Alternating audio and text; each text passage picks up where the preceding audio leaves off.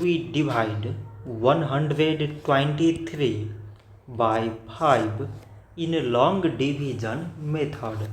So 5 times 2 is 10. On subtracting we get 2. So now we put down this 3 and it is 23.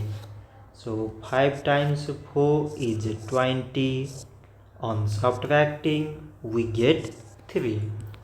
So now there is no other number to put it down.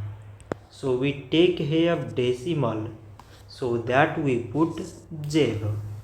So it is 30 and 5 times 6 is 30. On subtracting we get 0. So 123 divided by 5 is 24.6. So this much for today and thanks for watching.